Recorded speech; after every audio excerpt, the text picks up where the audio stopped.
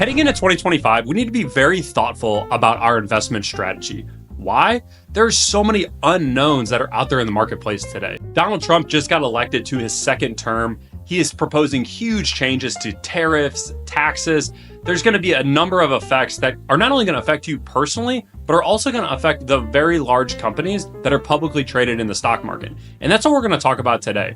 When we think about the stock market, what are some of the things that you need to be thinking about when we're targeting an investment strategy going into 2025? Should your 2024 strategy change? Let's dive in. As we look at the 2025 investing strategy and how to make sure you're optimized to get the most out of 2025, we're going to cover three areas in this video. Number one, a recap of 2024. In order to know how we should be thinking about 2025, we need to do a quick summary of 2024. Number two is going to be, is Donald Trump really going to affect your investing strategy in 2025?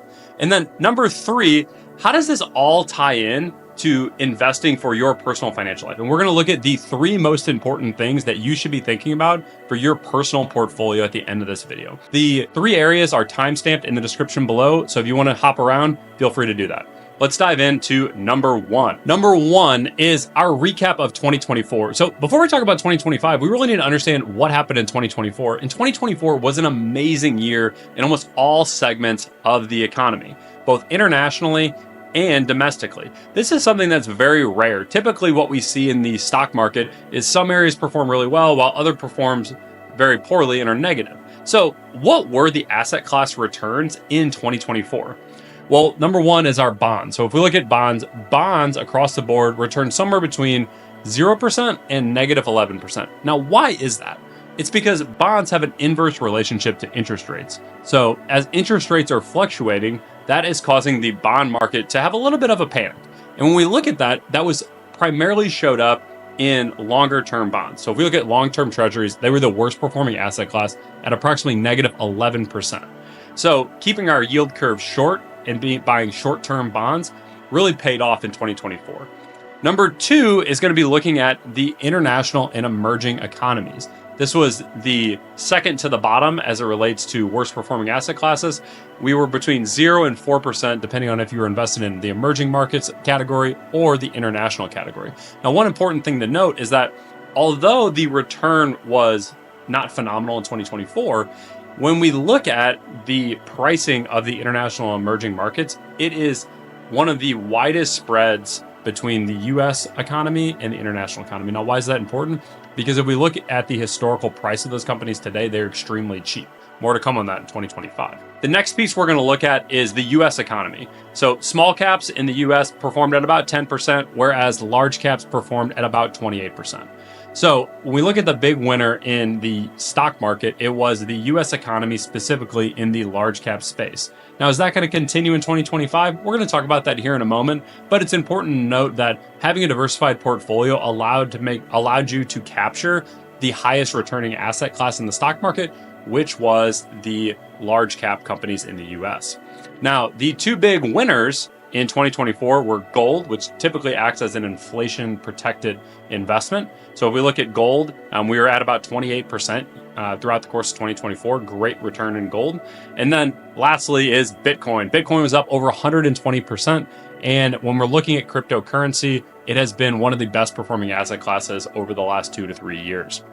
So now that we've recapped 2024, let's talk about our second important point on this video, which is Donald Trump. He is being inaugurated he's going to be leading the country again throughout the course of the next 4 years. Is this going to affect the stock market in 2025? Well, let's go ahead and look at three areas to be very mindful of when we look at Donald Trump and what he's doing in the economy. Number one is going to be tariffs. There's a lot of talk around tariffs, but first, what is a tariff? A lot of people have this misconception that a tariff is going to charge a foreign country money in order to import their good, and it actually doesn't work that way. It's the reverse.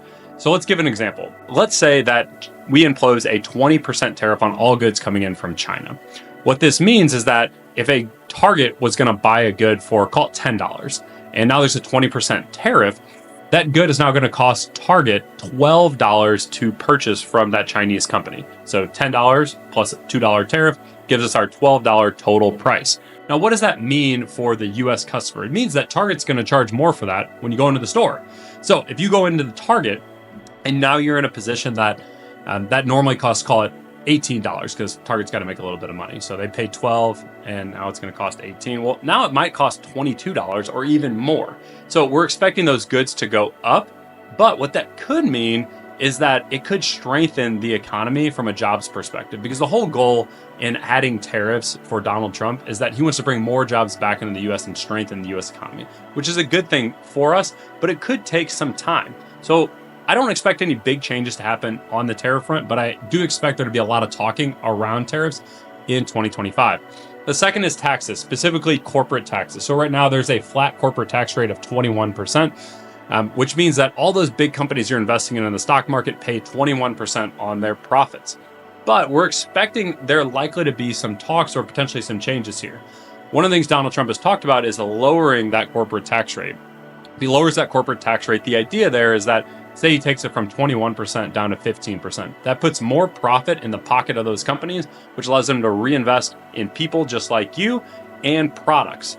This, in turn, should help the US economy continue to grow and boost the economy. So it's something that we want to be really mindful of in 2025, but more to come on if those changes actually happen. And then last thing that we have on here is interest rates. So when we think about interest rates specifically for the US economy, this is one of the big talks that Donald Trump brings up.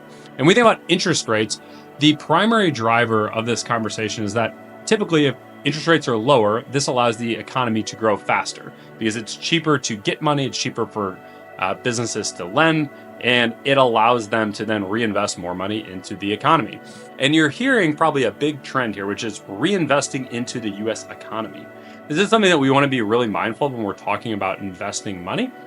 And as we look at Donald Trump, he is very pro-business, which means that we are expecting there to be more and more opportunities to see companies reinvesting into people, products, and solutions domestically here in the US. So that's important point number 2. Number 3, let's bring this all together. How does this affect your investment strategy from 2024 to 2025?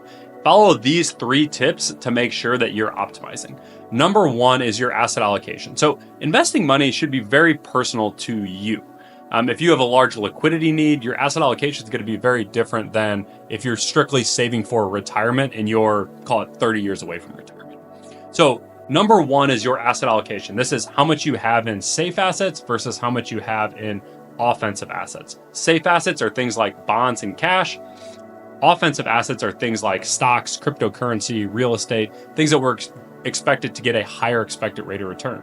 But we need to be very careful about our asset allocation, because the biggest problem that investors make that we see time and time again is they're too aggressive because they're chasing a return that they want, and then all of a sudden they need the money.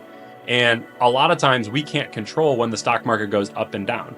And oftentimes when the stock market goes down, we may need that money. And that's why asset allocation is our number 1 tip that you need to be very, very mindful of whenever you are investing money. Tip number 2 is global diversification.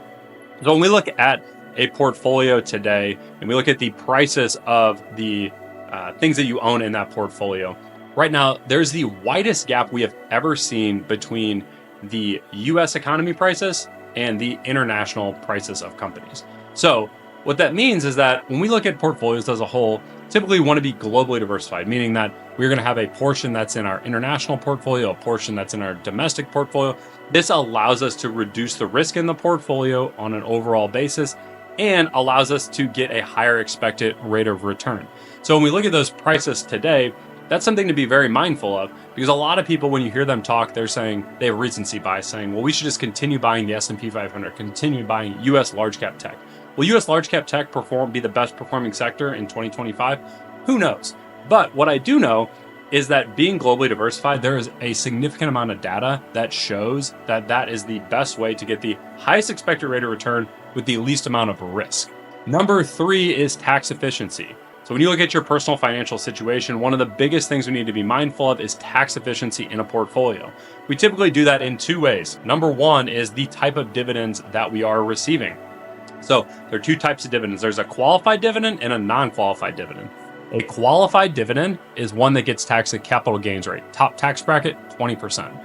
Non-qualified dividends are going to get taxed at ordinary income rates, which the top bracket is 37%. So we need to be super mindful of the dividends we're getting paid from the stocks that we own. That's number one. Number two is the types of capital gains that we are incurring in our portfolio. So when we look at capital gains, there's two types of capital gains. There's short-term and long-term capital gains. Short-term capital gains is when you sell a position for a gain and you held that position for less than 365 days. When that happens, you're going to now pay taxes at ordinary income rates, which, as I just mentioned, top bracket, 37%. But on the flip side, if we are able to hold a stock for over 365 days before we sell it, it gets treated as long-term capital gains. Those long-term capital gains have a top tax bracket of 20%. So astronomical difference between the amount of tax you pay from a tax perspective if you hold the stock for 364 days or 366 days. So be very mindful of that tax efficiency and follow those 3 tips to better optimize your portfolio in 2025. If you're still wondering what you should be doing with your portfolio, you should check out the video in the description below where we talk about the 5 questions you should be asking your financial advisor in 2025. If you enjoyed this video, please subscribe. We're going to be making more and more content about personal financial topics, and we'd love to have you along for the ride.